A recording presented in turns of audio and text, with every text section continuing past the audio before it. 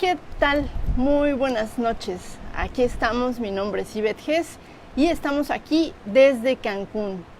Y la pregunta que les pongo el día de hoy es, ¿de dónde sale la fortaleza de los criminales? Y es que hace unos cuantos días el titular de Seguridad Pública Federal dio a conocer que se congelaron 5,000 millones de pesos de cuentas a narcotraficantes. Se bloquearon casi 2,000 cuentas y esta es una situación diferente a lo que ha sucedido en los sexenios anteriores, mermar las finanzas del narcotráfico. Así que con esa pregunta inicio, ¿de dónde sale la fortaleza de los criminales? Y vamos a desmenuzar un poquito el tema para irlo entendiendo un poco mejor. El titular de Seguridad Pública dio a conocer, y ya son cifras oficiales, que son 4 estados de la República los que concentran el 40% de los delitos de asesinatos. Es decir, los estados son Guanajuato, Baja California, Estado de México y Chihuahua. Curiosamente, no sé si tenga algo que ver, pero no va de más comentar que Guanajuato, Baja California y Chihuahua son gobernados por el PAN y el Estado de México gobernado por el PRI. Estos 4 estados están concentrando el 41% de los asesinatos en todo el país. ¿Qué significa esto? Bueno, quizás una información que nos puede brindar un poco de optimismo. No piensen mal, les voy a decir por qué. Es que así los esfuerzos se pueden concentrar en estos estados que ya las estadísticas están arrojando que son los más violentos.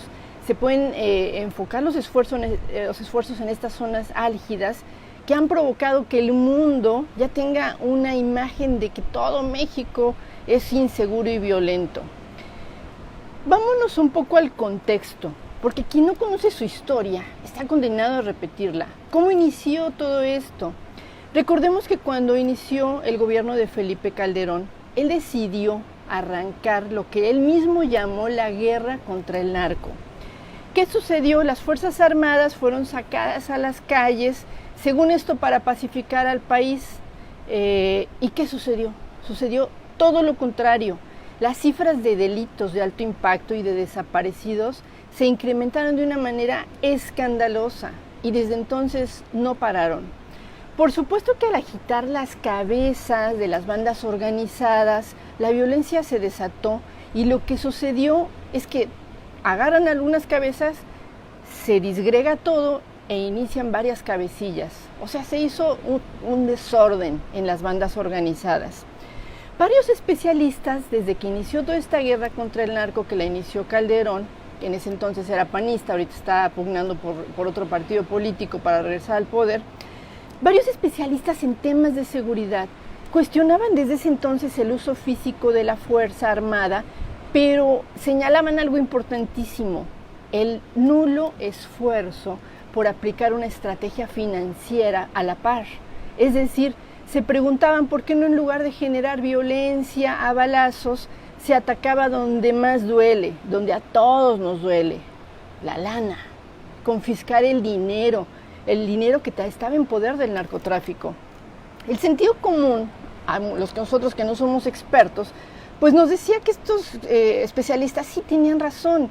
Mermar los recursos económicos limitaría el margen de maniobra, el margen de acción de los criminales. Pero una de dos, ya a estas alturas nos podemos preguntar, una de dos, o Calderón solo quería legitimar su presidencia, porque recordemos que él ganó con apenas el 0.06%, o sea, ni un 1%, entonces fue muy cuestionado su llegada al poder. O bien, puede ser que ni siquiera la intención era atacar en serio, sino solo hacer ese escándalo y esos movimientos, y a la larga y al final fue un grado de colusión tremendo, que explica, esa es la única explicación del por qué se empoderaron de una manera tremenda los criminales. Aquí hay colusión indiscutiblemente, no pueden solitos. ¿Qué tan peligrosos se volvieron los narcos? Pues nada más lo acabamos de ver la semana pasada en la balacera de Culiacán. El cártel de Sinaloa utilizó, entre otras armas, una ametralladora que se llama Browning M2. también conocida como Mama 2, calibre 50 del Ejército de Estados Unidos. Se supone que dicho armamento, dicho fusil, que es una tremendidad de arma, es fabricado en Estados Unidos y se supone que solamente es para el uso exclusivo del Ejército de Estados Unidos. Digo, aquí hay un trasfondo enorme, podríamos especular, y a mí no me gusta especular, pero piensen un poco y analicen qué significa que el cártel de Sinaloa traiga este tipo de armamentos de uso exclusivo del Ejército de Estados Unidos. Hay algo ahí muy raro. Pero según los conocedores, este tipo de armas fueron enviadas durante la administración de Calderón. ¿Ustedes recuerdan esa acción que fue cuestionadísima, la de Rápido y Furioso? Bueno, pues suena chiste, pero sí fue una acción que fue del conocimiento del entonces Procurador General de la República, quien después fue nombrado ministro de la Suprema Corte. Ustedes ya sabrán quién, Eduardo Medina Mora, quien acaba de renunciar como ministro de la Corte por presuntos escándalos de corrupción. ¿Qué pasa cuando tenemos todo este contexto? Pues nos empieza a dar luces de cómo llegamos hasta este momento.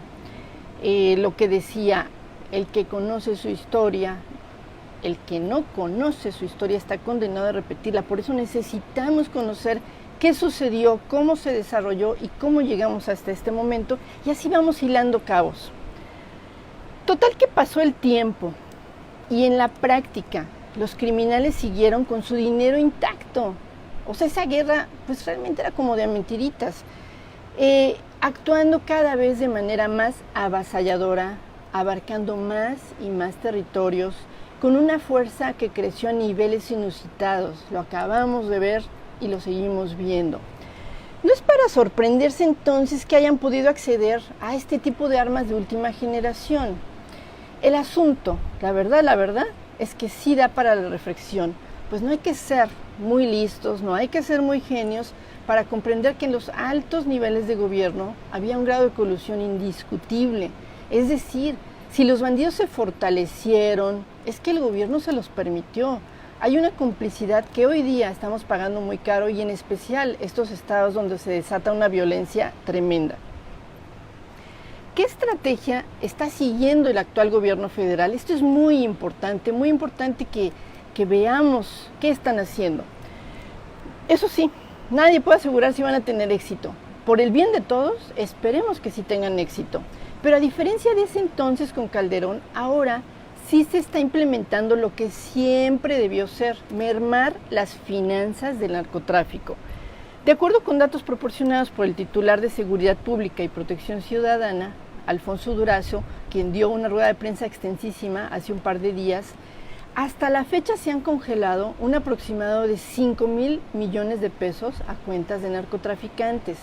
O sea, ¿qué significa esto? Por fin se está atacando la capacidad financiera a través de bloqueo de cuentas. Hasta el momento llevan 2,000.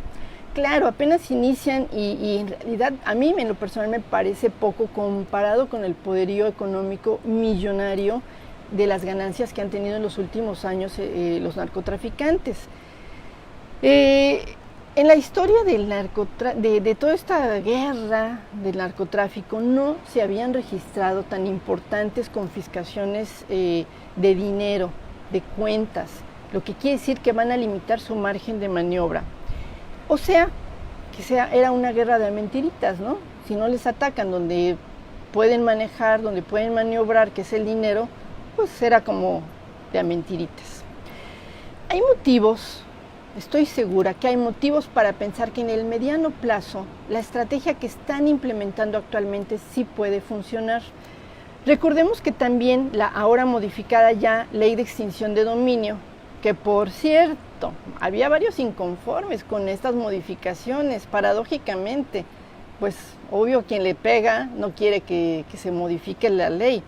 Pero bueno, el caso es que la Ley de Extinción de Dominio amplió los casos de procedencia a hechos de corrupción, a encubrimiento de recursos de procedencia ilícita, a extorsión, a delitos en materia de hidrocarburos. Es decir, esta reforma actualiza la normatividad y ahora permite un margen de acción que antes no se tenía. Ello también, la verdad, sí genera optimismo. Este es un país que se marcó por décadas y por sexenios con, fíjense las cifras que dio el titular de Seguridad Pública Federal, 33 millones de delitos, 25 millones de víctimas y un 93% de cifra negra tan solo el año pasado. O sea, el asunto está durísimo, pero yo estoy segura que hay un grado de optimismo si realmente van a aplicar este tipo de estrategia de mermar las finanzas de las bandas organizadas. Si no vieron el video desde el principio y les interesó, lo quieren ver, lo vamos a subir en mi canal de YouTube en unos minutos. El canal se llama Aquí desde Cancún con mi nombre Ivette Gess. Si se pueden suscribir, genial. Y si lo quieren compartir, siempre. Muy buenas noches y gracias.